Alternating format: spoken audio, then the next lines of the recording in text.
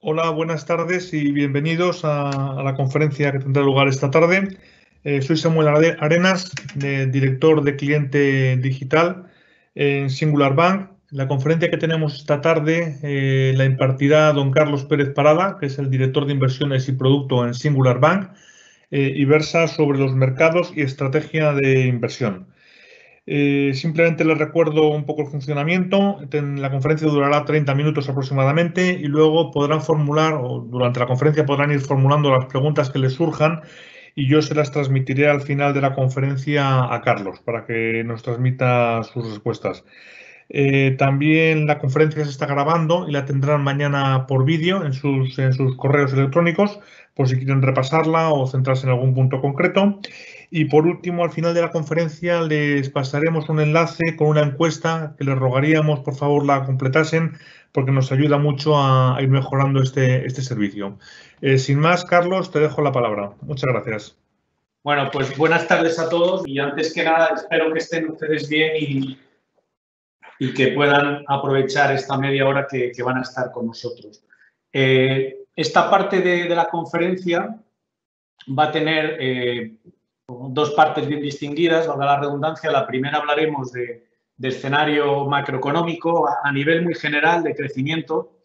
Además, compartiré con ustedes las noticias que han llegado justamente esta tarde del Banco Central Europeo y de la señora Lagarde, que creemos son muy relevantes para lo que está pasando ahora en los mercados de renta fija y también el tema de inflación.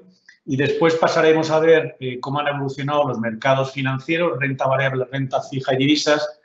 Y el bloque central será el tema de cómo estamos posicionados, qué estamos recomendando en cuanto a estrategia de inversión. Así que, si les parece, sin más, pasamos al primer bloque.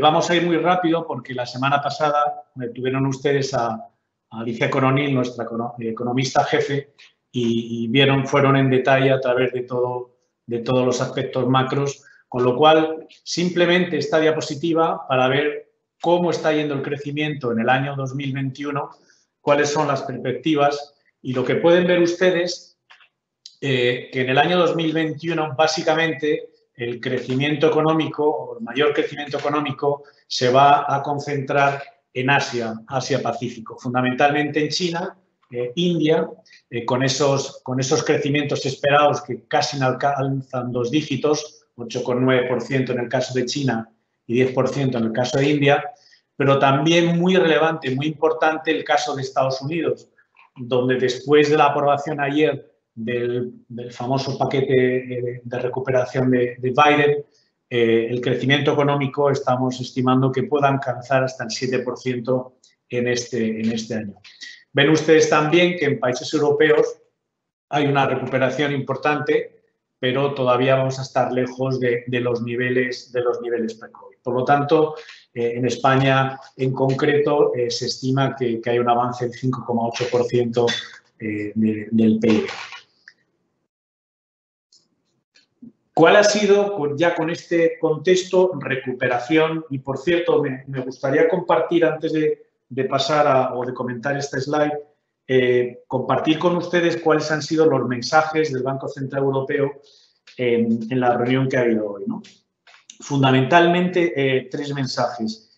El primero es que ve el Banco Central Europeo un repunte en el crecimiento en la segunda parte del año, ¿no? Nos sorprende, pero hay confirmación lógicamente, por todo el tema de vacunas y aperturas de economías, vamos a tener un repunte del crecimiento en la segunda parte del año.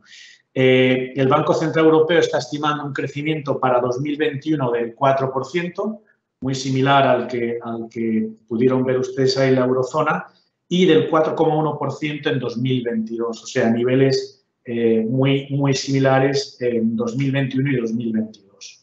En cuanto a la inflación, y aquí me gustaría detenerme un rato porque pensamos que es uno de los factores que está afectando con más incidencia, por lo menos en el corto plazo, los mercados financieros, y no solo la parte de renta fija, luego lo verán ustedes, pero también a la parte de renta variable, sobre todo a las compañías y a los sectores considerados más growth, ¿no? por temas de valoraciones y de descuento de valoraciones. Pero básicamente lo que ha dicho la señora Lagarde es que la inflación entienden que está en un entorno muy volátil, que acabará el año 2020 en torno al 2021, perdón, entre el 1,5%, que están esperando de media, que están esperando repuntes del 2% en torno a diciembre, ya les explicaré por qué, pero que en 2022 ya volveremos a rangos del 1,2-1,4%, que por cierto son muy similares a los que tuvimos en el año 2019. Y me paro aquí un momento para explicarle este crecimiento de la inflación que estamos viendo, este repunte que nosotros pensamos que es temporal y básicamente es debido al efecto base que tenemos en comparación con el año 2020. Como bien saben, en marzo, abril, mayo, como consecuencia de la paralización de las economías, de la bajada brutal del precio de las materias primas, petróleo, etcétera, etcétera, esa base está muy baja, entonces va a provocar que la inflación va a crecer, bueno, con petróleo a 65, casi 70 dólares barril, pues ese efecto base de venir de inflación es muy baja, lo vamos a tener presentes, ¿no? Pero, como decía, lo importante es que pensamos que va a ser un repunte temporal y no es un nuevo ciclo inflacionista.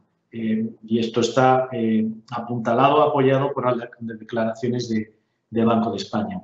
También importante, y acabo con los mensajes que pensamos que son críticos del Banco Central Europeo, es que la señora Lagarde ha dicho que en el segundo trimestre, que empezamos ya, la compra de bonos lo van a acelerar a un ritmo mucho más alto la compra de bonos de lo que ha sido en el primer trimestre, ¿no?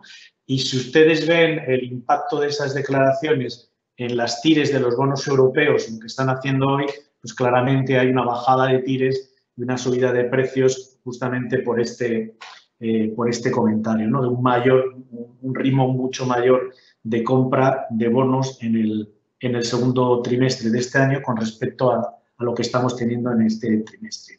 Y también que ese paquete de ayuda anti-COVID, etcétera, etcétera, de 1.850 billions, ya se pierde uno con las cifras, que estará al menos hasta marzo de 2022 y, desde luego, más allá de marzo de 2022, sí el Banco Central Europeo considera que la fase de crisis a lo que nos ha llevado la pandemia está resuelta o no está resuelta. Por lo tanto, el escenario en ese sentido podríamos decir que es bastante benigno. Si vamos ya a esta página de mercados financieros, les diría que se centren o que miremos cuál ha sido el comportamiento a nivel mundial de los principales sectores de actividad económica, ¿no? Reflejados en ese índice de renta variable de MSCI. Y aquí hay varios aspectos que consideramos interesantes.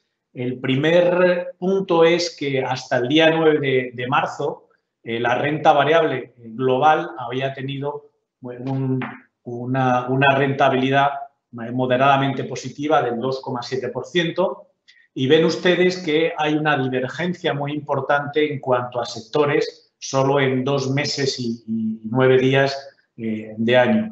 En concreto, el sector que ha tenido una mayor revalorización ha sido el de energía, lo ven ustedes abajo de todo, 26%, sector financiero 12%, comunicaciones 5,7%.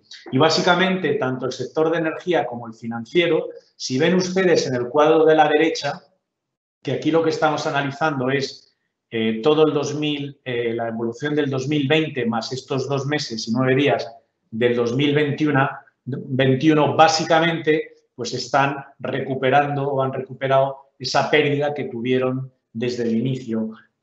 Todavía el sector energético, como pueden ver ustedes aquí, sigue con pérdidas importantes del 17,3%, a pesar de que en estos 2 meses y 9 días ha tenido un comportamiento muy positivo.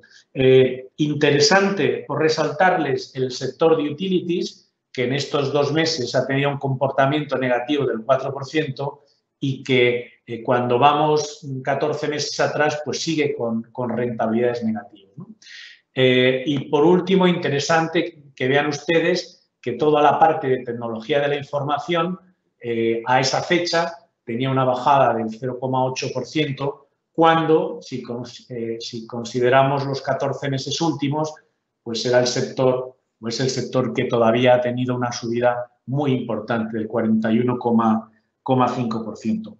Por tanto, en resumen, les diríamos, renta variable ha tenido un comportamiento positivo moderado, todavía, como vimos en la etapa de COVID, con una divergencia muy importante en sectores, y pueden ver ustedes que los sectores cíclicos o más cíclicos, como energía, financiero, son los que mejor se han comportado en estos 2 meses y 9 días. También es verdad, como ven en el gráfico de la derecha, porque habían tenido una caída muy fuerte en el año 2020. Si ahora miramos las bolsas mundiales por países o por índices, también encontramos aspectos interesantes que nos gustaría resaltar. El primero de todos, como siempre, el gráfico de la izquierda es la evolución en los 2 meses y 9 días que llevamos de año. El gráfico de la derecha son los mismos índices con la evolución en los últimos 14 meses, incluyendo lo que hemos vivido del 2021. Primer punto que nos gustaría resaltar, con diferencia, ven ustedes aquí el índice Russell 2000, ha tenido una subida del 13,7% y este es el índice de pequeñas compañías en Estados Unidos, ¿no? Entonces, primer mensaje a nivel de índice, en estos 2 meses y 9 días, las pequeñas compañías han tenido una rentabilidad o han subido muchísimo más. Les recuerdo que el índice global, 2,7, casi 6 veces más. Primer tema importante a remarcar. Segundo tema que nos parece relevante, si ven ustedes aquí el índice global de renta variable de mercados emergentes y el índice mundial de renta variable de mercados desarrollados, ven que básicamente tienen una rentabilidad muy similar, 2,1 o 2,7%. Por lo tanto, se han movido igual la renta variable emergente o con el mismo porcentaje de subida que la renta variable de países desarrollados. Y que básicamente es muy similar a lo que podíamos ver cuando consideramos los últimos 14 meses. Lo ven ustedes aquí, 17 y 18%. Por lo tanto, ese comportamiento ha sido muy similar. Ven ustedes aquí también en la parte del Nasdaq, con una rentabilidad del 1,4%, cuando en los últimos 14 meses todavía sube pues casi un 46%. Por cierto, estas rentabilidades son en moneda local, no tienen en cuenta el efecto divisa, ¿no? A esto habría que añadirle, lógicamente, en los índices americanos, el efecto de revalorización del dólar contra euro, que luego veremos, ¿no? Pero ven ustedes aquí que, bueno, las bolsas europeas han tenido un comportamiento mejor que las bolsas a nivel global.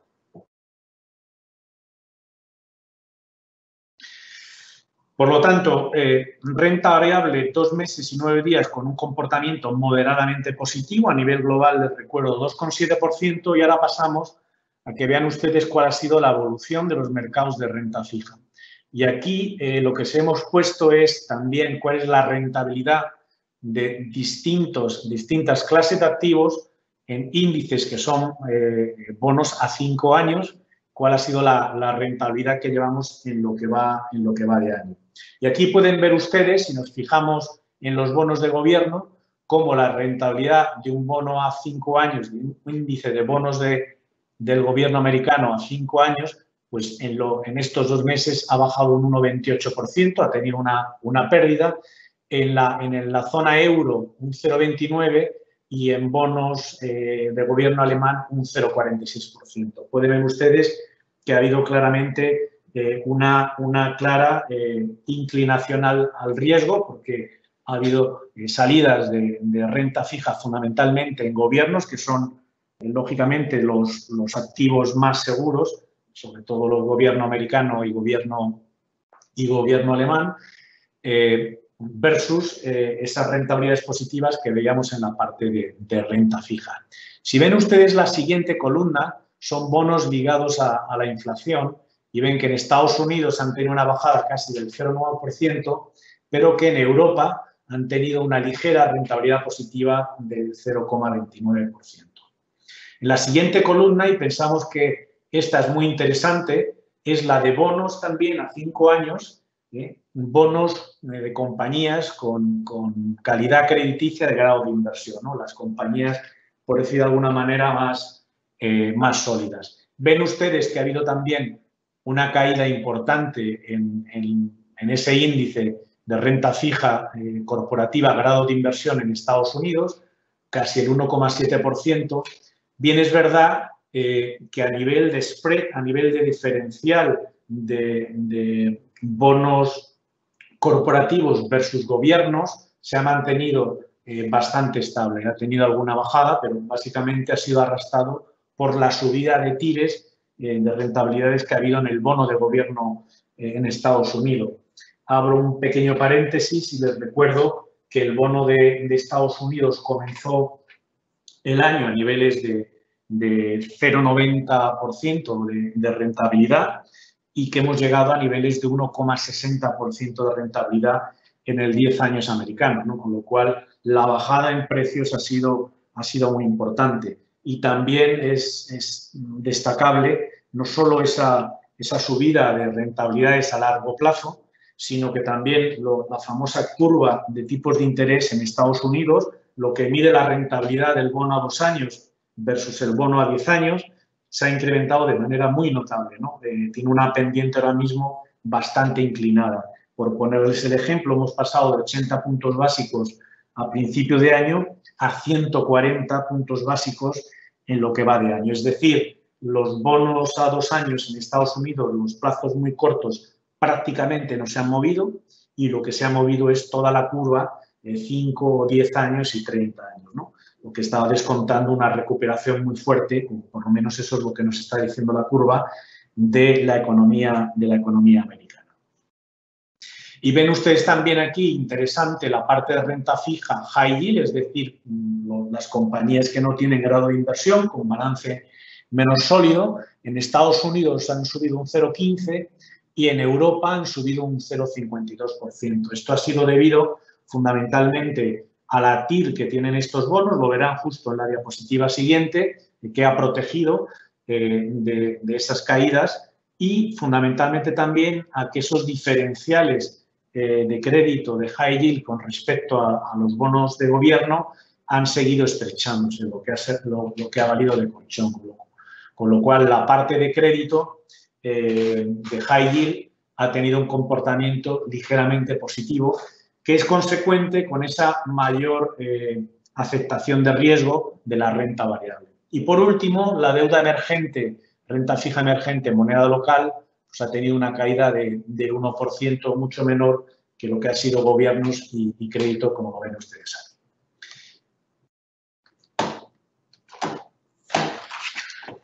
Perdón. Bien.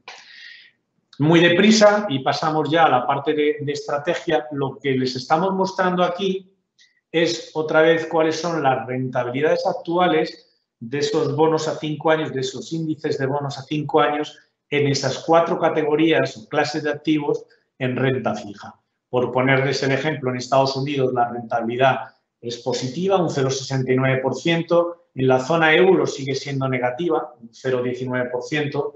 En Alemania sigue siendo muy negativa, 0,57%.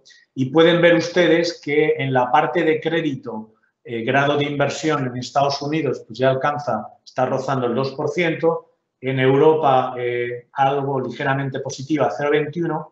Y en la parte de crédito high yield, en la renta fija emitida por compañías que no tienen grado de inversión, que tienen un balance menos sólido, pues ven ustedes aquí que en Estados Unidos ahora mismo ofrecen rentabilidades del 4,22% y en Europa ligeramente por debajo del 3%. Es este efecto justamente que les comentaba anteriormente de una TIR, una rentabilidad bastante alta, unida a una comprensión de esos diferenciales de crédito, lo que ha hecho que esta parte de renta fija haya tenido una ligera evolución positiva versus gobiernos y crédito grado de inversión. Y la deuda emergente, pues ven ustedes aquí en moneda fuerte, pues está dando rentabilidades del 3,62%. Bueno, en la parte de divisas, el mismo esquema que veían ustedes anterior, evolución de divisas versus el dólar en estos 2 meses y 9 días y en los últimos 14 meses.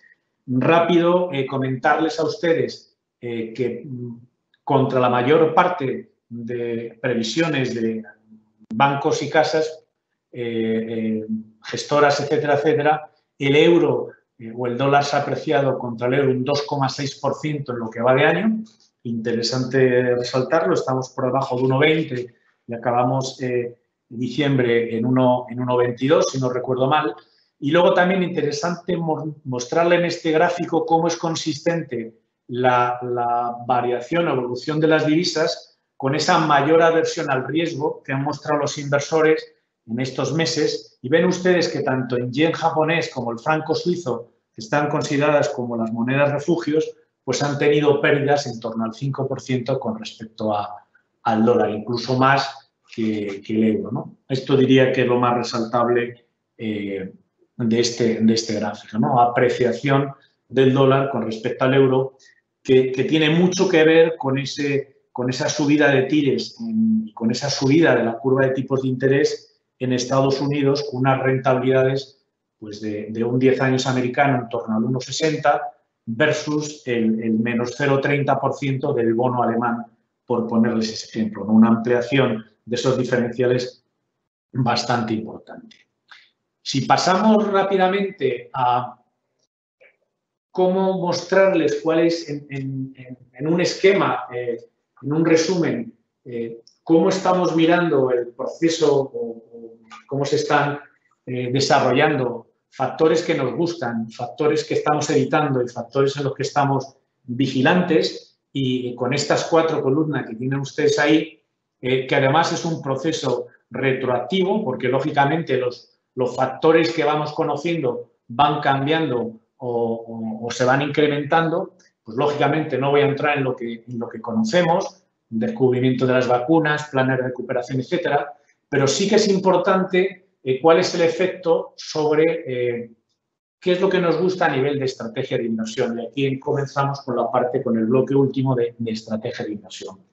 Nos sigue gustando mucho y tenemos una clara convicción en la parte de renta variables por invertir en megatendencias, luego lo veremos un poquito más adelante. La zona de China y Asia Pacífico también, lo verán luego ustedes en porcentajes, es una de las espinas dorsales que tenemos en la inversión en renta variable, enlaza con el crecimiento ese tan fuerte que veíamos en la primera diapositiva. Cada vez en nuestras carteras, en los fondos que asesoramos, estamos dando un sesgo value y con compañías y con fondos de inversión que son mucho más sensibles al ciclo económico, estamos tornándonos poco a poco a sectores más cíclicos. En la parte de renta fija seguimos apostando por la parte de crédito con mayor calidad crediticia. Está claro que ahora mismo la mayor parte de los bonos están, si me permiten la expresión, dopados por esa ingente inyecciones de liquidez de los bancos centrales, pero en esta parte de renta fija queremos ser todavía prudentes e ir a compañías con balances sólidos, a pesar de que tengan unas tires, unas rentabilidades más bajas.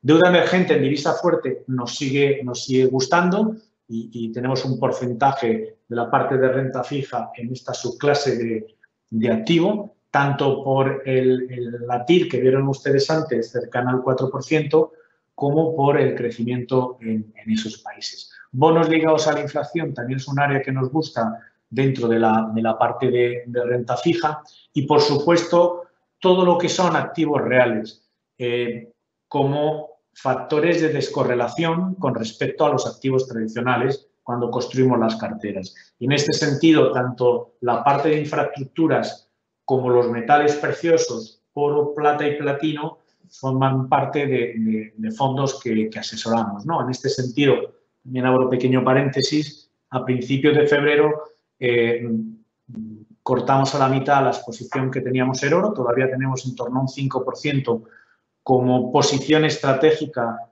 en los fondos que asesoramos, como posición defensiva descorrelacionada, etcétera, etcétera, pero dentro de ese contexto de darle mucha más ciclicalidad a las carteras, destinamos ese 4,5 que bajamos de oro a plata y platino, también a través de ETFs, porque pensábamos que tenía mucho sentido el apostar tanto por activos reales, pero en este caso mucho más ligados a la industria, mucho más ligados al ciclo económico.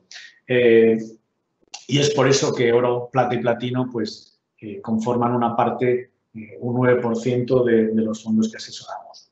¿Qué estamos evitando? También importante, hemos evitado afortunadamente duraciones largas en renta fija, es decir, comprar bonos con vencimientos muy largos.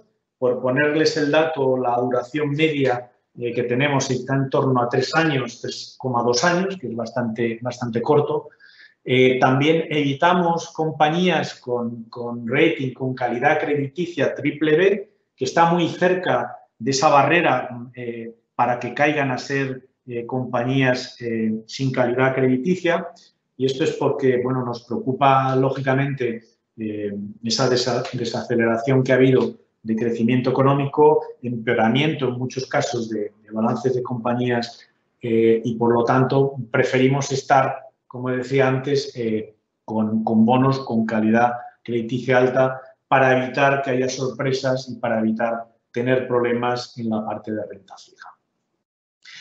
También evitamos los activos, en este caso estamos infraponderados en renta fija high yield, tenemos en torno al 5 al 7% de las carteras de renta fija invertidas en high yield, estamos por debajo de posiciones neutrales y, por lo tanto, pues, sobre todo en la parte de renta fija, compañías endeudadas. ¿Y a qué estamos vigilantes? Pues, lógicamente, evolución de la pandemia y lo que pensamos que es una excesiva complacencia en mercados y probablemente motivada por esas inyecciones tan enormes de liquidez que está habiendo. Seguimos muy vigilantes en cuanto al proceso de vacunación y esa divergencia que hay entre países y las dificultades en ese proceso, cómo se están aplicando los planes de recuperación, la curva del dólar y repuntes excesivos, porque lo comentábamos antes, ¿no? Cómo se ha movido ese diferencial del bono a 2 años y 10 años americano, no tanto porque tanto por esa subida tan importante como la rapidez en que lo ha hecho, que creo que esto es lo que ha pillado más desprevenido al mercado, prácticamente han sido en 3 meses. La evolución del dólar también la estamos siguiendo muy de cerca. Aquí les tengo que decir que nosotros a final de diciembre incrementamos posiciones en dólares a niveles de 1,22, 1,22,5, porque no pensábamos que el dólar podía tener bajadas hasta con respecto al euro en el entorno de 1,30, 1,35, como hemos visto casas que ya estaban prediciendo una bajada muy fuerte del dólar, no lo considerábamos factible. También lo estamos siguiendo muy de cerca, algo que está en estos días o en estas semanas o en estos meses muy en boga, la evolución de todo el tema de monedas virtuales y los riesgos geopolíticos que cada vez se hacen más evidentes, ¿no? La estabilidad del proyecto Europa, China, comercio mundial, etc.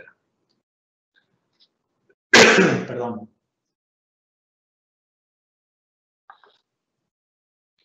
Aquí enfatizarles cuáles son esas 5 columnas de convicciones o pilares de nuestra estrategia de inversión, ¿no? Voy a ir muy deprisa porque lo hemos comentado anteriormente. Seguimos pensando que la inversión en renta variable, en megatendencias y en temáticas es la mejor forma de estar apostando a largo plazo y a factores disruptivos de crecimiento económico en las economías. oro, plata y platina lo hemos comentado anteriormente. China y emergentes exactamente lo mismo, es el liderazgo en el crecimiento mundial que estamos viendo. Bonos ligados a la inflación, porque todavía y a pesar de la subida de TIRES que les comentaba anteriormente en Estados Unidos y en Europa, las TIRES reales siguen siendo negativas y pensamos que van a seguir siendo negativas todavía bastante tiempo, ¿no? Cuando descontamos la TIR nominal, la inflación. Y la calidad crediticia, por lo que decía anteriormente, renta fija con grado de inversión para estar protegido de cualquier problema que pueda haber a nivel corporativo. Principales riesgos, no hay, simplemente enumerárselo a ustedes. Criptomonedas en el sentido de mayor protagonismo y potencial riesgo para el dólar, si toman un papel predominante en cuanto a moneda de cambio, etcétera, etcétera, y además en activos que no se entiende muy bien, aunque ya hay casas importantes pues, que están recomendando la inversión en criptomoneda. Otro factor importante es cómo lo hacemos. Pues realmente en Europa es prácticamente imposible invertir directamente en ETFs de Bitcoin o en ETFs que repliquen la evolución de criptomonedas. Por supuesto, subida de tipos, y aquí más que nada es no tanto subida de tipos a largo plazo, que ya se ha dado y que lo estábamos viendo, sino realmente que hubiera una recuperación explosiva de la economía y que, por tanto, los tipos subieran mucho más de lo que pensábamos. El 10 años americano pues, se fuera a niveles del 2,5, 2,5, 3%, ¿no? En los próximos 12, 18 meses, que de momento no lo vemos, pero lógicamente es algo en lo que estamos enfocando. Y la escasez también en materias clave de megatendencias, que se disparen precios de la plata por una mayor actividad económica, semiconductores, papel, etcétera. Lo cual esto es un riesgo, pero sería algo interesante por esa cobertura que tenemos con plata, platino y oro. Voy a ir terminando y aquí lo que me gustaría compartir con ustedes es de ese 100% de renta variable que tenemos en carteras, cómo estamos enfocando esa inversión. Y ven ustedes, por ponerle ya números muy concretos, que en megatendencias y en temáticas básicamente es un 55-60% de la inversión en renta variable. Y las tienen ustedes escritas ahí cuáles son las megatendencias y temáticas que pensamos que tienen mucho más sentido, ¿no? Pues ahí tenemos la mayor parte de la renta variable en las carteras. Tenemos también un 15% en Asia, en concreto tenemos un 8% en China, como en lo que llaman Gran China, como inversión aislada, por decirlo así. En infraestructuras un 5%. Algo muy interesante, pequeñas y medianas compañías es un tercio, básicamente, en cuanto a tamaño de compañías en que estamos invirtiendo a través fundamentalmente de fondos de inversión, es un tercio, y esto o esta componente de pequeñas y medianas compañías ha tenido un efecto en la rentabilidad de las carteras y los fondos que asesoramos muy importantes. Se recuerdan ustedes, el Russell 2000 pues había subido 6 veces más que en lo que va de año, en torno al 14-15%, versus el 2,7% que había subido la renta fija de grandes compañías a nivel global. En Europa es bastante similar, aunque no con esa revalorización tan fuerte. Pero la parte de pequeñas y medianas compañías es un componente que también añade ciclicalidad a nuestra cartera de renta variable y pensamos que es muy interesante. Y también, y ahora hablaremos un poco, tenemos en torno a un 16% de inversión en compañías valor, ¿no?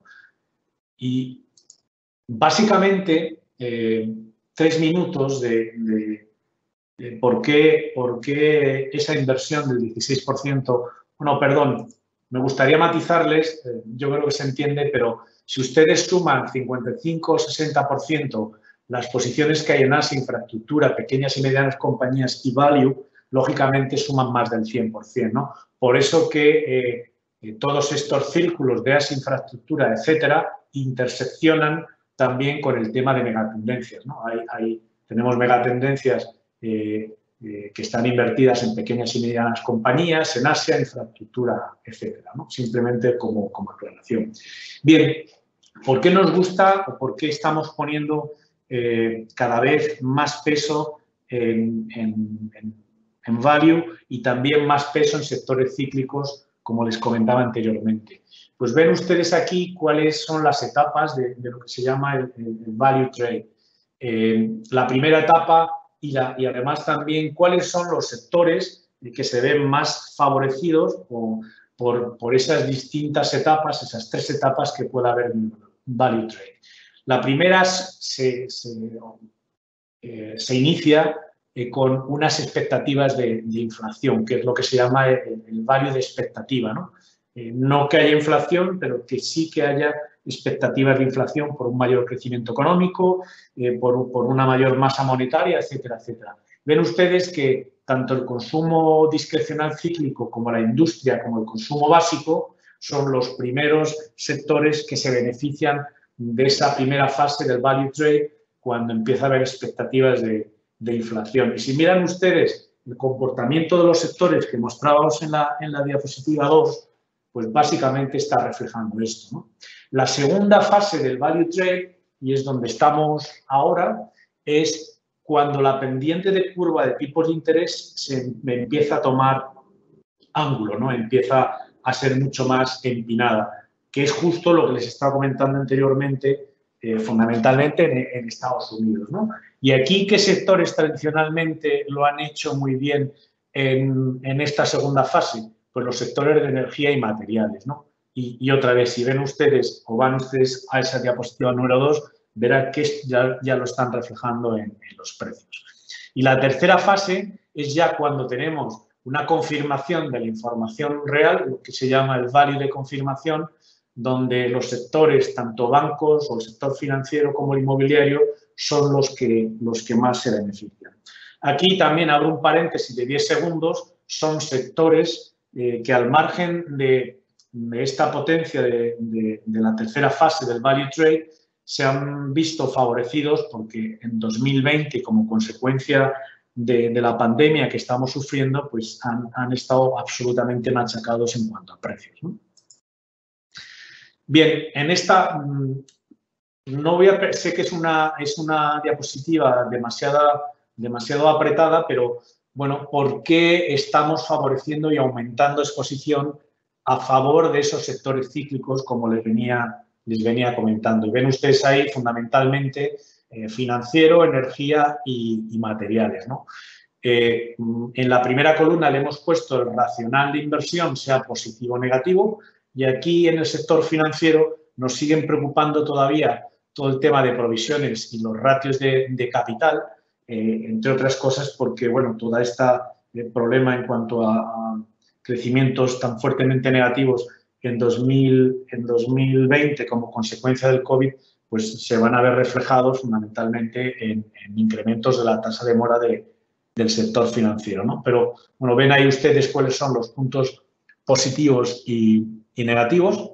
Y aquí lo que hemos, en la otra columna, los factores que estamos considerando de lo que se llama momentum de mercado y en cuanto a valoración, ¿no?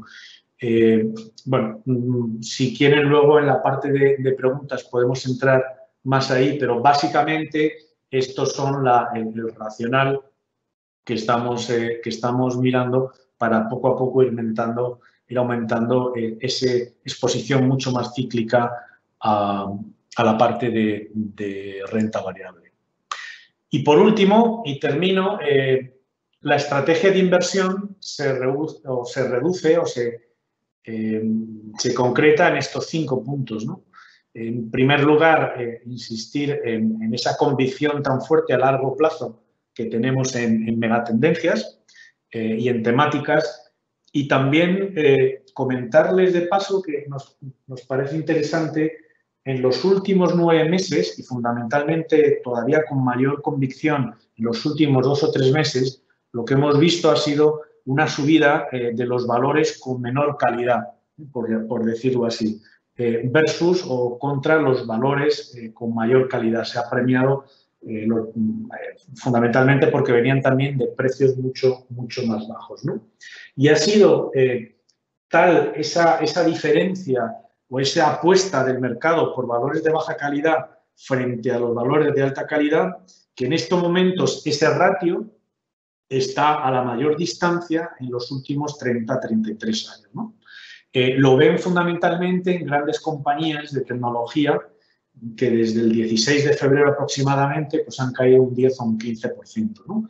Donde pensamos que con ese descuento tan fuerte que hay en los últimos 30 años y aprovechando esas caídas que ha habido en determinadas compañías de alta calidad, pues pueden ofrecer una oportunidad de compra interesante, ¿no? Por eso que el segundo punto que les ponemos ahí en renta variable, de momento tenemos una posición táctica infraponderada, hemos sido moderadamente conservadores en nuestra posición a renta variable, pero al mismo tiempo lo hemos compensado con una posición importante, un tercio, en compañías de pequeña y mediana capitalización y ese 15% en Asia y en China, lo cual nos ha creado que la cartera de renta variable, a pesar de tener un peso por debajo del punto neutral, la beta de esa cartera nos ha recompensado con rentabilidades muy interesantes.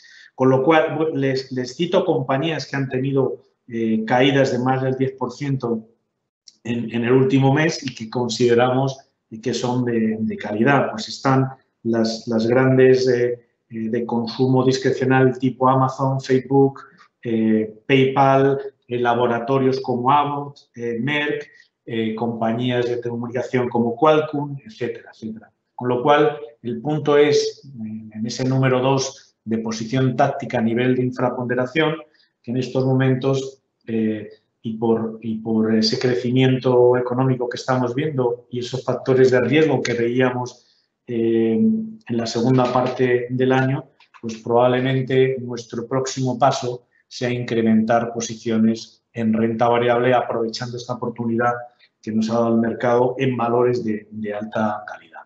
Renta fija, lo ven ustedes ahí, es básicamente enfatizar lo que ya hemos hablado, la parte de oro, plata y platino, posiciones estructurales en torno al 10% los vehículos que admiten ETFs, y en dólar ahora mismo tenemos una posición neutral porque habíamos estado infraponderados durante todo el año 2019 y estimamos que, como les he dicho, a final de diciembre del 2020, pues añadimos posiciones de dólar a niveles de 1,2250. Con esto yo termino la exposición y si les parece a ustedes, pues podemos entrar en el turno de comentarios, preguntas, lo que ustedes estimen oportuno.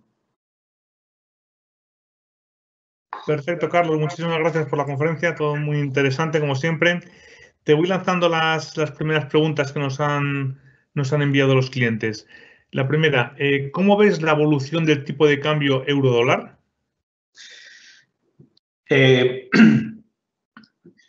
Pues somos, primero, a punto 1, en un rango que estaría en torno a 1,1850, 1,19, que son valores que hemos tocado hace nada, y por la parte de arriba 1,2250, 1,23. No somos negativos contra el dólar y en este caso sí que somos contrarios al mercado, por lo que les he explicado anteriormente, ¿no? Las TIRES del bono americano, ese mayor crecimiento de la economía americana en torno al 7%, compárenlo ustedes con el crecimiento de Europa, y porque ese diferencial de tipos de interés y esa subida tan rápida en las TIRES, fundamentalmente de los 5, 10 y 30 años, van a actuar como un factor de peso positivo a favor del dólar. En estos momentos tenemos posición neutral del dólar para que ustedes le pongan ojos y caras en una cartera agresiva en torno al 90% o 85% de renta variable. En estos momentos tenemos en torno a un 50-55% de exposición en dólar. En la cartera más conservadora, con niveles de renta variable entre el 6 y el 7%, tenemos en torno a 8 o 10% de exposición en dólar. Espero haber respondido con estos datos a su pregunta, pero aquí volvemos a ser contraria en contra la opinión de la mayor parte de casas y bancos, ¿no? Gracias, Carlos. Nos plantean una pregunta, yo creo que la has expresado a lo largo de la presentación, pero igual puedes concretarlo un poco más. Nos dice un cliente, ¿qué sectores nos recomienda para el segundo y tercer trimestre del año? Pues les diría, bueno, primero, diversificación como principal filosofía de inversión, ¿no? Entonces, somos contrarios a no diversificar o a poner excesivo peso en sectores, pero básicamente, si partimos desde cero, sí que estamos, como les he dicho anteriormente, apostando más por sectores cíclicos, porque estamos viendo que en la segunda parte del año va a haber un repunte de esa actividad económica importante y que probablemente lleguemos a niveles de julio, agosto, a ese 65-70% de inmunidad grupal, con lo cual muchas incógnitas habrán despejado. Por lo tanto, a nivel de sectores, cualquiera que sea, sectores mucho más cíclicos, por un lado, como contrapeso sectores value, por lo que les he explicado anteriormente, y también pensamos que merece la pena, lo que les decía anteriormente, toda la parte de información tecnológica, tecnología en su sentido muy amplio. No solo no estamos hablando de Tesla o de GameStop, sino de compañías como les he citado anteriormente. Pensamos que hay una buena oportunidad en compañías que son de gran calidad y que tienen buenas expectativas de crecimiento de beneficios, aprovechar esta bajada fuerte. Les comento que en menos de un mes el Nasdaq ha tenido una retrocesión del 10-12%. Algunas compañías de estas han caído en torno al 15-18%. Pues sería a largo plazo y siempre diversificado sectores y compañías que estamos poniendo mayor peso y atención en las carteras. Estupendo. Me piden que por favor les recuerde el tema de la encuesta. La tienen ya colgada en la publicación, es un enlace. Si pueden responderla ahora o al final de la conferencia, se lo agradeceremos muchísimo. Continuamos con las preguntas. Otro cliente pregunta, ¿cuál es la estrategia ahora que parece que los bonos han parado la subida de sus rentabilidades? Pues muy interesante. Fundamentalmente porque, otra vez les recuerdo nuestro escenario base, y es que vamos a tener un repunte de inflación que va a ser temporal, pero que no va a ser extrapolable a largo plazo, ¿no? Entonces, en la parte de bonos americanos, con esas tires del 1,54% en el Tesoro, más algo más en bonos americanos con calidad, con grado de inversión, podría ser interesante empezar a hacer cartera. En la parte de grado de inversión europeo, sí que aquí, como ustedes han visto, y me permito apoyarme en la... Ven ustedes aquí que realmente la rentabilidad de un 5 años en Europa, porque seguimos pensando que debemos mantener duraciones que no sean muy largas, en bonos 5 años calidad crediticia o con grado crediticio, pues la media de ese índice es un 0,21%, con lo cual, como se suele decir, hay poco que rascar, ¿no? Renta fija, seguiríamos con esa posición defensiva. Quizás se podría extender a algo las duraciones de los bonos porque han tenido una caída muy importante en precio, y seguiríamos sobreponderando bonos grado de inversión y deuda emergente en moneda local, lo tienen ustedes aquí, que nos parece un activo, y también diversificando a través de todas las clases de activos, muy interesante, con unas tires en general que están próximas al 3,7% y además sin el riesgo de la divisa local.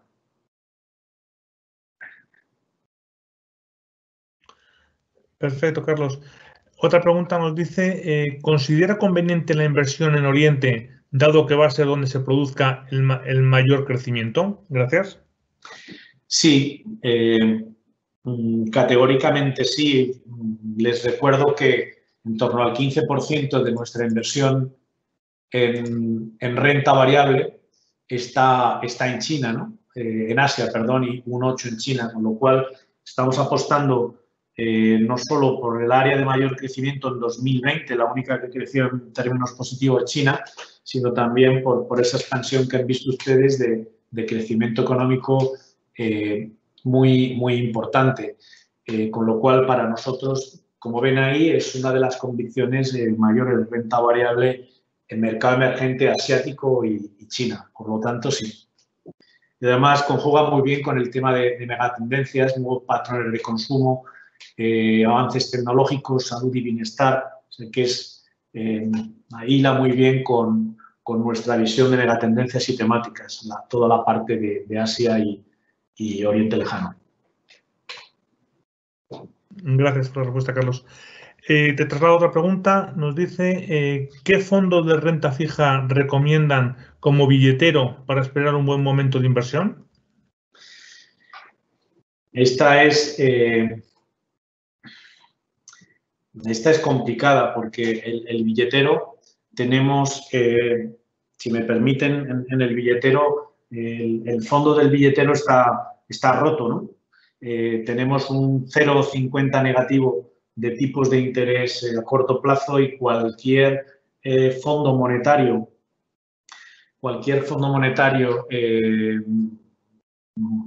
partimos de una base de menos 0,50. Luego, si se le mete crédito y demás, pues varía algo, ¿no? Pero con poco que se le ponga de comisión de gestión es muy complicado.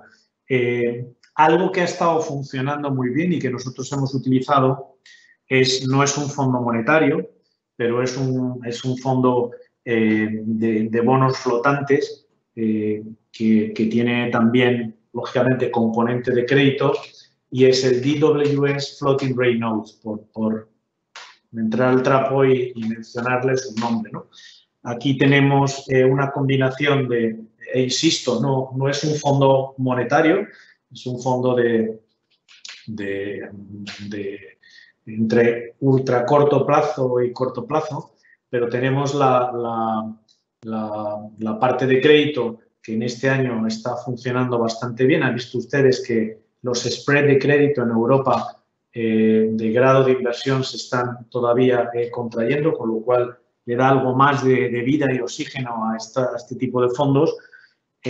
Sería lo mejor que se me ocurre sin entrar en un fondo monetario en dólares, que aquí sí que las rentabilidades son positivas, pero lógicamente uno empieza a tomar el riesgo de la divisa y ahora mismo estamos en la banda más fuerte, 1,19, 1,1880 de lo que vemos el dólar, ¿no? Con lo cual ahí tendríamos cuidado. Conclusión, probablemente fondos de floating rate notes, sabiendo que no son monetarios, sabiendo que tienen un pelín más de riesgo que los monetarios, pero que probablemente den algo de rentabilidad positivos versus los puros monetarios. Gracias. Otra pregunta que nos formulan, te la traslado. ¿Qué fondos de renta variable recomiendan para invertir en estos momentos? Pues una combinación de fondos de renta variable en Asia. En este caso, tenemos un fondo en China, también por mencionar nombres, que es el Pictet Greater China, que lo ha hecho muy bien. En la parte de Asia, ex Japón, hay un fondo que es de Schroeder, Emerging Asia, que también lo ha hecho muy bien. Podemos compartir con ustedes esa información. En la parte de infraestructuras hay un fondo de Deutsche Bank que se llama DWS Infrastructure, que sería para cubrir ese 5%. En los fondos de megatendencias, aquí les diría que bueno, hay fondos como el DIPAM, New Gyms, que aglutina 6 o 7 megatendencias, fondos como Capital Group New Perspective, fondos de salud como un BlackRock Healthcare, que también tiene mucho sentido. En fin, les podemos dar compartir con ustedes cuál es la cartera en esos fondos de megatendencias que estamos invirtiendo ahora. En la parte del value, claramente un fondo que asesora Singular Bank, que se llama Value Strategy Fund, que es un fondo de renta variable europea con componente value, medianas y grandes compañías, bueno, que lleva una rentabilidad y no me gusta mostrar rentabilidad en 2 meses y 9 días, pero en lo que va de año en torno al 10,5%, por ese peso ahora un poco más en medianas compañías, lo está haciendo tremendamente bien, ¿no? Pero si les parece a ustedes, les podemos compartir sin ningún problema los fondos que tenemos de megatendencias, que son los que les he comentado, más los distintos fondos que componen nuestras carteras. Gracias. Una pregunta que considero interesante, dice, ¿en qué sectores es conveniente recoger beneficios en estos momentos?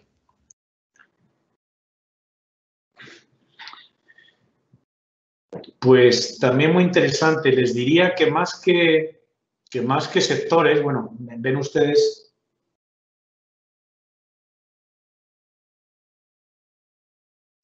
que sobre todo el sector de la energía ha tenido una rentabilidad espectacular en los últimos dos meses y 9 días. Bien es cierto que depende mucho de cuando uno haya entrado en el sector de la energía. Si es hace un año o 14 meses, pues ven que todavía hay una pérdida importante del 17%. Más que en sectores, que probablemente el tomar algo de beneficio ahí no estaría mal, le diría en el reajustar las carteras e ir a lo que comentábamos antes, a fondos y compañías de mayor calidad, ¿no? Para separarnos o para tomar beneficios de esos fondos que invierten en compañías quizá con menor calidad y que han tenido un comportamiento realmente espectacular, ¿no? Lo que hablábamos antes de ese descuento de compañías con alta calidad versus compañías con baja calidad que está en máximos de 30 años. Yo lo centraría más aquí, ¿no? Nos gusta estar diversificados en sectores, lógicamente prestando más atención a todos los que están relacionados con megatendencias, pero probablemente incidiríamos más en clases de compañía, seguiríamos apostando por el value con creación de valor, que es justamente ese fondo que les estaba comentando anteriormente, y también dándole un poco más de componente o sector cíclico a la cartera. Eso es básicamente lo que estaríamos en este momento. Insisto, más por tipo de compañía, calidad versus a menos calidad, y también con pequeña y mediana compañía, probablemente por el componente más cíclico y sobre todo en Europa, pues lo debería hacer mejor que las grandes compañías, ¿no? Gracias, Carlos. Otra pregunta que plantean, dicen, el trading en criptomonedas está resultando muy atractivo. ¿Qué cripto recomiendan? Pues realmente ninguna, ¿no? Es un tema apasionante. Les comentaba anteriormente, es básicamente imposible el invertir directamente en ninguna criptomoneda. No hay ese instrumento, por lo menos en Europa, para el cliente, incluso para el cliente profesional no existe. Y Hay, si quieren ustedes, sucedáneos que pensamos que no tiene mucho sentido, como estamos viendo en el mercado, por compartir con ustedes. Se está poniendo de moda, por decirlo de alguna manera, invertir en compañías que han apostado por tener una parte muy importante de su tesorería y liquidez en criptomonedas, ¿no? En Bitcoin, etcétera, etcétera. Pensamos que esa forma de inversión, la verdad es que no tiene mucho sentido, porque salvando las distancias sería como invertir en oro físico o en compañías mineras que producen oro, ¿no? Con todo lo que lleva ya consigo, y muchas veces no hay ningún tipo de correlación. Por lo tanto, en este momento no aconsejamos ninguna moneda, entre otras cosas porque nos resulta difícil entender qué hay detrás de todas las criptomonedas que se están lanzando, y fundamentalmente porque es imposible hacer o materializar esa inversión en un instrumento financiero que no sea lo que les comentaba anteriormente. Esas 4, 5, 6 compañías que se han puesto de moda porque tipo Tesla, que ya anunció que una parte importante de su liquidez estaba en Bitcoin y algunas otras más por ahí, pero lo necesitamos analizar mucho más, ver el Bitcoin a $50.000 y ver previsiones de 100.000 o 1 millón. Honestamente, resulta complicado de invertir, y sobre todo cuando uno tiene una responsabilidad fiduciaria de asesorar e invertir dinero de los clientes. Evitamos invertir en algo que no comprendemos al 100%. Y yo aquí tengo que ser humilde y decirles que no entendemos al 100%, o por lo menos yo no entiendo lo que hay detrás de las criptomonedas, ¿no? Sin que sea nada peyorativo y sin decir que, sin llegar a esos extremos de que es un fraude, que va a explotar, burbuja y todo eso, no estoy en esa tesitura tampoco, pero no podemos recomendar algo que no sabemos exactamente cómo funciona y cómo se puede valorar, ¿no? Porque no sabemos cómo se puede valorar, por más que haya por ahí un banca privada con muchísima reputación, que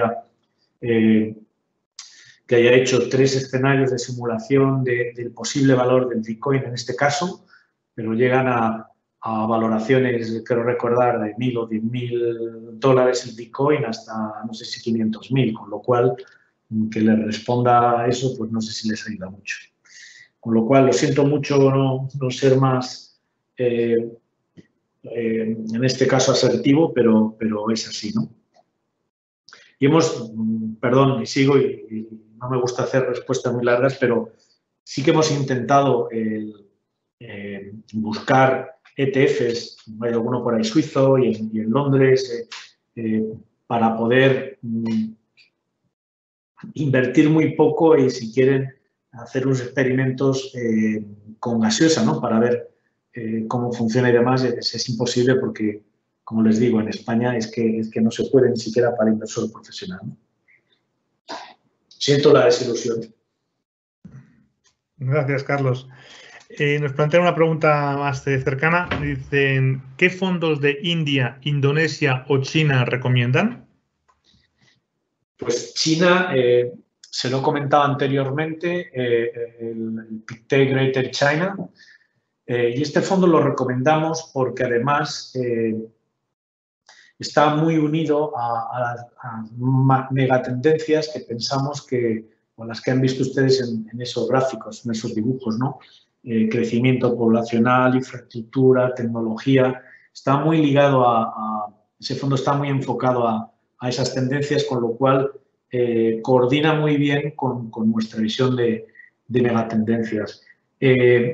La parte de India la estamos analizando en este momento. Hay algún fondo de Fidelity que también lo está haciendo muy bien. Y luego mercados, y también podemos compartir con ustedes ese tipo de análisis. Y en la parte de mercados tipo Indonesia, Malasia y demás, preferimos invertirlos a través de un fondo que sea Asia emergente, es Japón, más que más que asignar fondos de países, porque realmente pensamos que tiene más sentido el hacerlo en área geográfica, no tanto en países tipo Malasia o Indonesia. Perfecto, Carlos, gracias.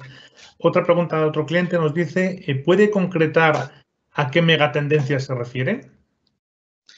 Sí, por supuesto. Todo lo que es disrupción tecnológica, y aquí, perdón, porque estoy intentando... No sé qué pasa aquí. Bueno, primera, cambio de hábitos de consumo, ¿no? Y esto parece evidente con todo el tema del COVID, todo el tema de compras por Internet, etcétera, etcétera, ¿no? Todo el tema de millennials. Segunda gran megatendencia, todo lo que es la parte de disrupción tecnológica. Y en este sentido es muy amplia. Podemos hablar desde toda la parte de seguridad cibernética, toda la parte de medios de pago electrónico, los PayPal de turno, etcétera, etcétera. Toda la parte de inteligencia artificial, robótica, automatización, ese bloque, si quieren ustedes, de disrupción tecnológica es muy amplio y tenemos inversiones en todos esos bloques que les he comentado anteriormente. El otro gran bloque es todo el tema de envejecimiento poblacional, que también nos parece lo que llama la generación plátano, cómo consume los hábitos de consumo de personas de una generación, bueno, como la mía, del año 60, no tiene nada que ver con el consumo de millennials, ni demandamos los mismos productos, ni pensamos de la misma manera. Todo el tema de salud y bienestar nos parece también muy interesante. Y, por último, toda la parte, lógicamente, de ecología, medio ambiente. Esto nos parece también una mega tendencia que no tiene vuelta, ¿no? No creo que no hay mucho que explicar en torno a este sentido y hay realmente fondos que están dedicados a este tipo de mejora del medio ambiente, etcétera, etcétera. Y, por último, para nosotros también la parte de infraestructura la consideramos como una temática por una sencilla razón, porque tanto en el mundo desarrollado, una de las mejores formas que esas grandes e ingentes cantidades de dinero que se están aplicando a la economía, que vayan a mejora de infraestructura, nos parece algo muy interesante, no solo por toda la mano de obra y trabajo que crean, sino también pues, porque se hace falta en muchos países la mejora de infraestructuras y en las economías emergentes exactamente lo mismo, por ponerse a la altura de economías desarrolladas. Por lo tanto, todo el tema de infraestructuras igual es una temática y una mega tendencia, pero es algo que, como he dicho anteriormente, tenemos una inversión interesante. Y para nosotros también, y por último, China y Asia, o sea, todo lo que es Oriente Lejano, por esos factores de crecimiento económico, por toda la parte de crecimiento poblacional, cambio de hábitos del consumidor, incremento de la clase media, etcétera, etcétera, incluso todo el tema de infraestructuras también nos parece muy interesante. Como ven, y termino esta parte con esto, cuando hablamos de megatendencia, y lo he comentado en algunos teams con ustedes, no se nos tiene que ir la mente a la parte de tecnología pura y dura, ¿no? Megatendencias, como han visto ustedes, están trufadas por muchos sectores y, desde luego, por muchas compañías desde salud, biotecnología, a las que les he comentado, ¿no? Perfecto, Carlos, muchas gracias. Otra pregunta que nos plantea un cliente, ¿qué composición de cartera renta fija versus renta variable recomiendan? Pues muy interesante. Ahora mismo, si les parece, pues les doy el dato, los datos aproximados de la cartera equilibrada, que yo creo que es como mejor se va a ver, ¿no? Como la famosa 50-50, por decirlo así. En estos momentos estamos ligeramente infraponderados en renta variable, pero con esa beta de cartera que les comentaba anteriormente, o sea que el riesgo que está implícito, a pesar de que a nivel de puntos porcentuales estamos por debajo del punto neutral, es importante, con lo cual tendríamos, pero también, y me gustaría recalcarles, estamos con el punto de mira de incrementar posiciones en renta variable en esos sectores que, bueno, que han tenido una realización de beneficios importante. En la parte de renta fija, en estos momentos tenemos un componente o estamos con un sobrepeso en renta fija a corto plazo, un grado de inversión, sabiendo que da lo que da, pero por lo menos estamos protegidos ahí.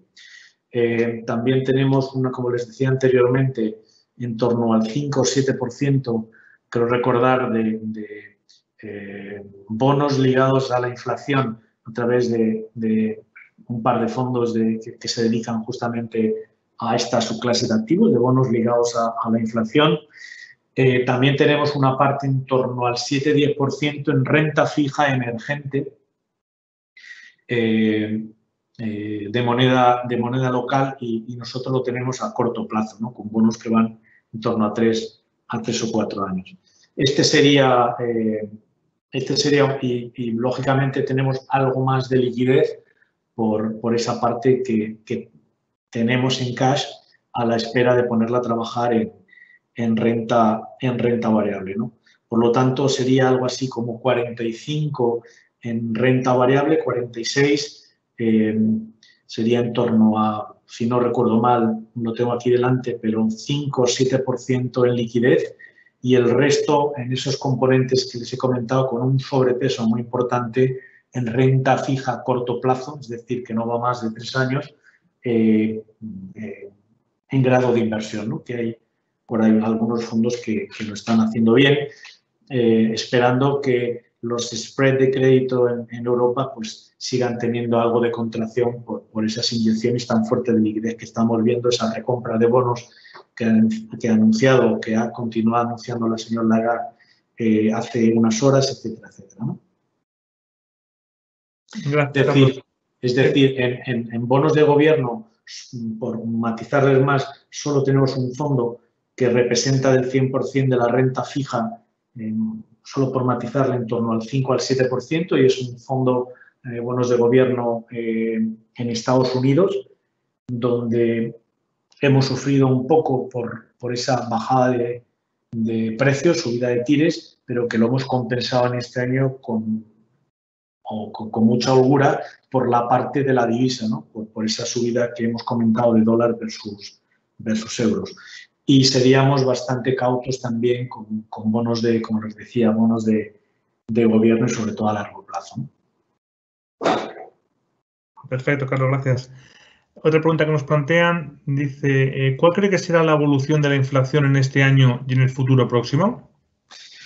Sí, básicamente, como les apuntaba, vamos a ver repuntes de las tasas de inflación a nivel global en los próximos meses. Bueno, lo hemos estado viendo ya, justamente por ese efecto base que comentaba anteriormente, ¿no? Venimos de un año 2020 donde marzo, abril, mayo, junio, etcétera, etcétera, pues la inflación básicamente se desplomó por la caída del petróleo y por la caída de las materias primas y por, bueno, pues básicamente no, el consumo estaba como estaba. Por cierto, les recuerdo que en abril, creo recordar, en mayo, tuvimos los futuros de petróleo en negativo, ¿no? Simplemente para ver esa montaña rusa por la que hemos pasado en los últimos meses. Por lo tanto, vemos repuntes de inflación a corto plazo por ese efecto base en los próximos meses, pero pensamos que a medio y largo plazo deberíamos de volver a tasas de inflación pues similares a las del 2019. O sea que estimamos, nuestro escenario base es que sean repuntes a corto plazo y no sostenibles en el tiempo. Y simplemente les menciono las estimaciones de la señora Lagarde, del Banco Central Europeo, que ha dicho hace unas horas. En la eurozona, pues, le sirve de referencia, acabaremos el 2021 con una inflación en torno al 1,5%, inflación media, pero ve que en diciembre podíamos llegar en torno al 2%. Más importante, y refuerza nuestro escenario central o nuestra tesis, en 2022 ven la inflación en Europa en torno al 1,2-1,4%, que es justamente lo que teníamos en 2019. Por lo tanto, no vemos inflación a largo plazo ni inflación desbocada, ¿no? Por lo menos no en nuestro escenario base. Perfecto. Otro cliente nos plantea, es muy interesante la composición que ofrecen de las carteras, pero ¿pueden hablar de fondos concretos? Sí, lo he comentado anteriormente. Perdón porque voy a por mis apuntes. Pues mire, lo podemos, como he dicho, compartir con ustedes. Hábitos de consumo y cambio de hábitos de consumo, es un fondo que históricamente lo ha hecho muy bien y que nos gusta mucho, es el Robeco Global Consumer Trends, para esa parte. La parte de salud, lo he comentado anteriormente, hay un BlackRock que se llama World Health Science. En la parte de medio ambiente, clima, etcétera, etcétera, hay un fondo de Nordea que se llama Global Climate and Environment, que también lo ha hecho muy bien. En la parte de disrupción tecnológica, con más matices, hay un fondo de una gestora americana, que es una de las mayores del mundo y que en España quizá no es muy conocida, se llama Capital Group, y este fondo se llama New Perspective, que también lo ha hecho muy bien. Y en una de las áreas de megatendencia que les he comentado a ustedes anteriormente, el Allianz Global Artificial Intelligence, que bien es cierto que en febrero y hasta hace unos días lo ha estado haciendo muy mal, en enero tuvo un comportamiento excelente, pues también es un fondo que para esa parte de inteligencia artificial nos gusta mucho, ¿no? Hay algún otro como el BNP Disruptive Technologies, que va de lleno en esas tecnologías disruptivas que he comentado anteriormente, pero básicamente los que les he dicho a ustedes o los que les he mencionado ahora mismo es la columna central de cómo implementamos la inversión en megatendencias a través de fondos. Gracias, Carlos. Otro cliente nos plantea, ¿cómo se refleja esa estrategia en las cestas de fondos arriesgada que recomienda el banco? Pues justamente como los he dicho, ¿no? Ahora mismo en torno al 60% de la renta variable de las cestas arriesgadas está diversificado en esos fondos que les acabo de mencionar de megatendencias. También en el Pictet Greater China para la parte de China y en el Roemer Emerging Asia, que es el que les he dicho que teníamos para la parte de Asia, es Japón, ¿no? Tenemos también un porcentaje muy interesante en el fondo Value que asesoramos, el Value Strategy, y después tenemos también un fondo europeo, paneuropeo, de pequeñas y medianas compañías, que es el Three Needle, que lo ha hecho también extremadamente bien, ¿no? Así es como lo estamos en la parte de las carteras más arriesgadas, es como lo estamos implementando, ¿no? Les recuerdo que están en torno al 80% la cartera arriesgada, el perfil 5, uno de 5, en torno al 80% invertido en renta variable. Gracias, Carlos. Otro cliente nos plantea otra pregunta que dice, cuando habla de compañías de alta calidad para invertir, ¿las sitúa preferentemente en Europa, Estados Unidos o Asia-Pacífico? Pues muy interesante. Desde luego a nivel de oportunidad de precios, claramente en Estados Unidos, si me permiten hacer esta distinción, por lo que les decía, ¿no? El Nasdaq ha caído en 3 semanas como un 10, un 12%. Hay compañías de alta calidad, como les mencionaba anteriormente, que a nivel oportunístico ahora pensamos que es un buen momento poco a poco para hacer cartera y tomar esta esta oportunidad siempre con un horizonte de inversión a largo plazo, por supuesto. A nivel de valoración, Europa ofrece unos descuentos de valoración de price earning ratio, de PER y demás, que están sustancialmente por debajo de Estados Unidos, ¿no? Y aquí lo que me gustaría mencionarles es en las grandes compañías europeas de sector exportador, que también han tenido un comportamiento relativo, por lo menos hasta el 2020, pues complicado, deberían de beneficiarse, por un lado, de financiación barata del Banco Central Europeo y, por otro lado, son netas exportadores, la mayor parte de ellas, a la zona de China y Asia-Pacífico, cosa que en Estados Unidos esas compañías, el tema de exportación es muchísimo menor a esa zona, ¿no? Con lo cual, grandes compañías europeas con balances todavía sólidos, aprovechando de ese crecimiento tan fuerte que va a ser, que estamos viendo en todo India, Asia, etcétera, podría ser también otra zona muy, muy interesante.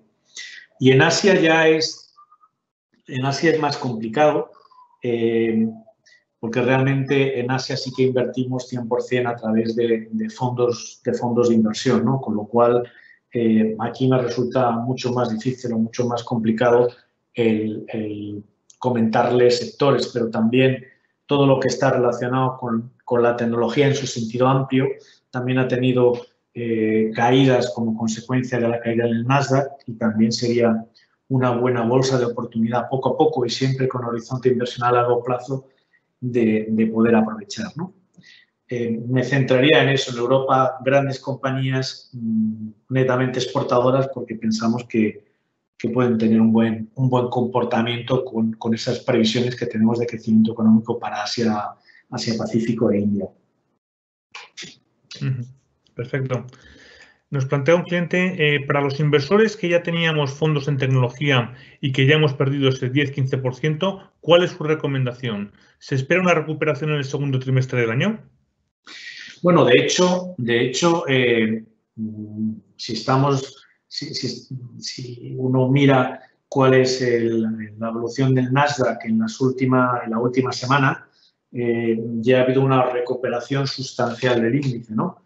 No estamos a máximos históricos como está el Dow Jones y muy cerca del Standard & Poor's, pero desde luego ha habido una recuperación muy, muy sustancial de los mínimos que hemos alcanzado, con lo cual esa recuperación o ese proceso que les comentaba anteriormente de aprovechar la oportunidad en compañías de calidad del sector tecnológico que han tenido una realización fuerte de beneficios, ya está ocurriendo, ¿no? Con lo cual, consecuencia número uno, pensamos que otra vez, unido a las megatendencias, el sector tecnológico en todos esos componentes, información, tecnología, etcétera, etcétera, debería de seguir recuperándose y debería de tener un comportamiento a largo plazo muy bueno, pero también no olviden ustedes que no podemos compararlo con o va a ser muy complicado que ese 41,5% que hemos tenido en 14 meses, pues lo podamos volver a repetir en los siguientes 3, 6, 9 o 12 meses. Con conclusión, nos sentimos confortables en el sector amplio de tecnología que esté enfocado en esas megatendencias que les he comentado anteriormente.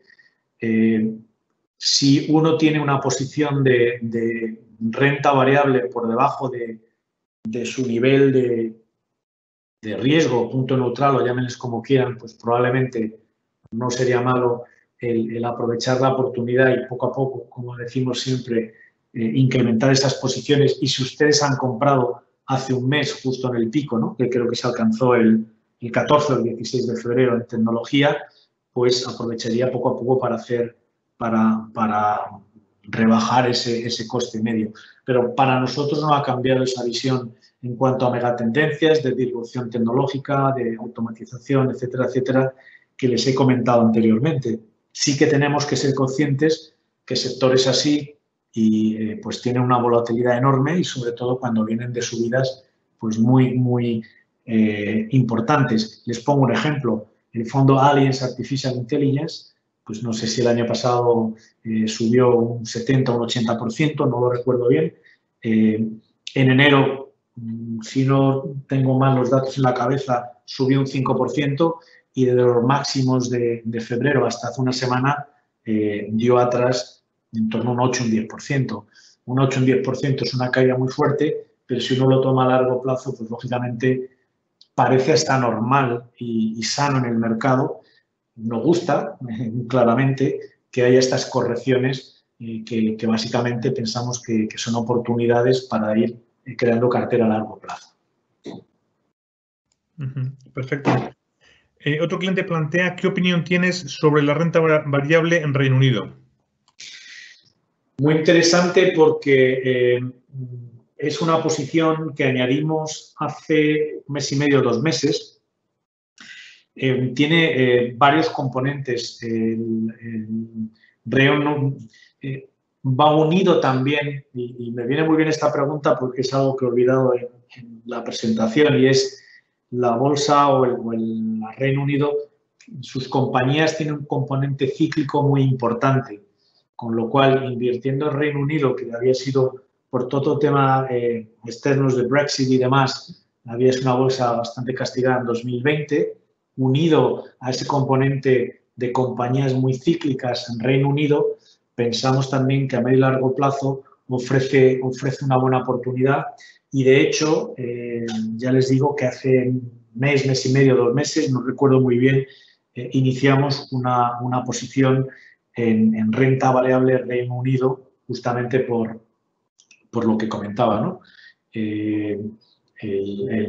Es una bolsa que tiene un componente cíclico que nos atrae mucho y que venía de niveles pues bastante deprimidos.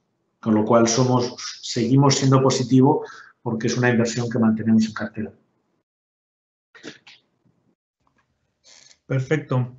Nos plantea otro cliente, ¿por qué sus fondos recomendados siempre son en euro en vez de dólar o euro hedge? Son en euro como divisa de referencia.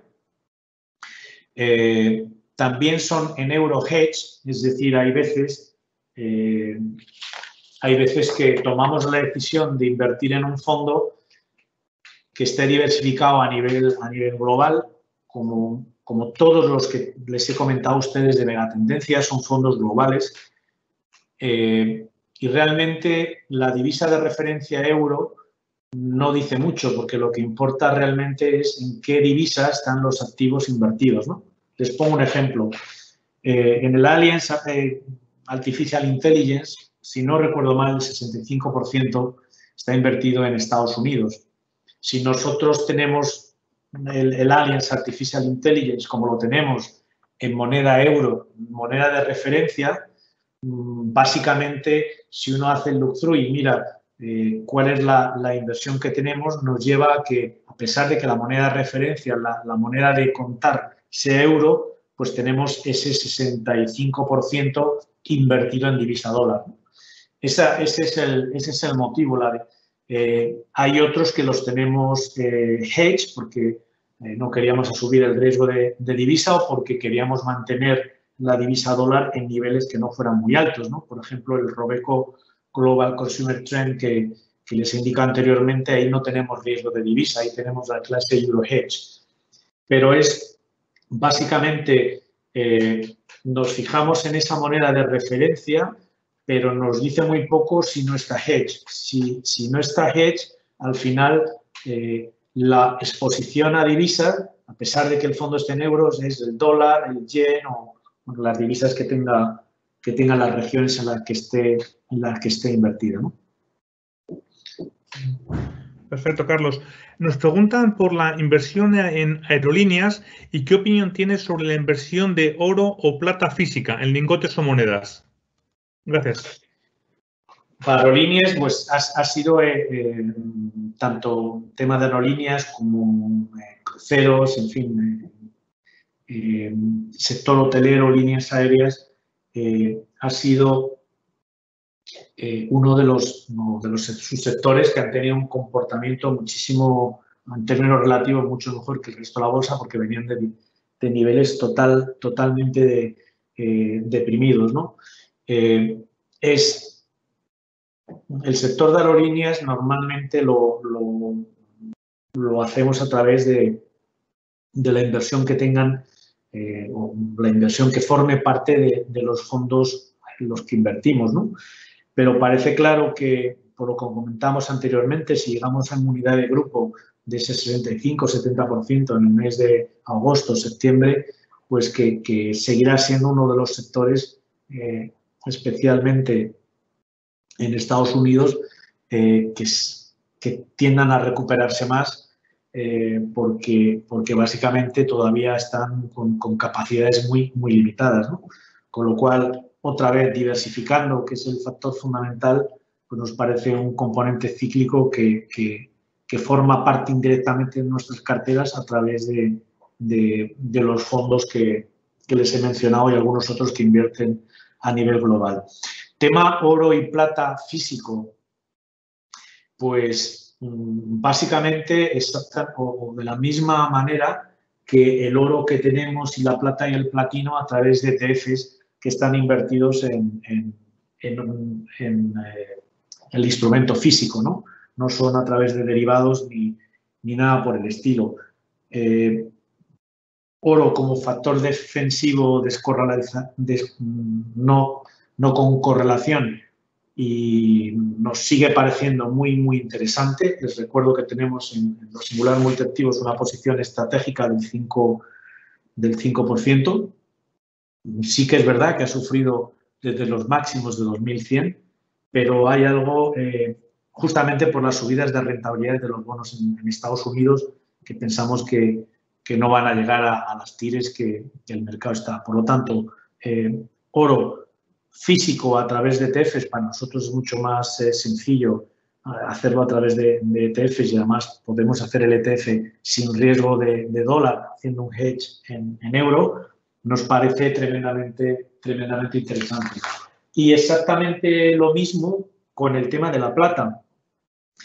Tiene una correlación con el oro, pero ahora mismo, si ustedes ven precio de plata, a pesar de lo que ha corrido, precio del oro, a pesar de lo que ha corrido, si hacen ustedes ese numerador-denominador, la plata está cotizando con un descuento histórico frente al oro. Sobre todo, lo que más nos gusta de la plata, sea física o a través de ETF físico, que nos resulta más práctico, por decirlo así, es que su componente de actividad manufacturera y de uso industrial es el 50%, cosa que no ocurre con el oro, que es mucho más, no tiene un uso en la industria tan importante. Añade ciclicalidad a nuestra cartera, invirtiendo en un metal que debería también de descorrelacionar el activo real con los activos tradicionales, ¿no? Y además la plata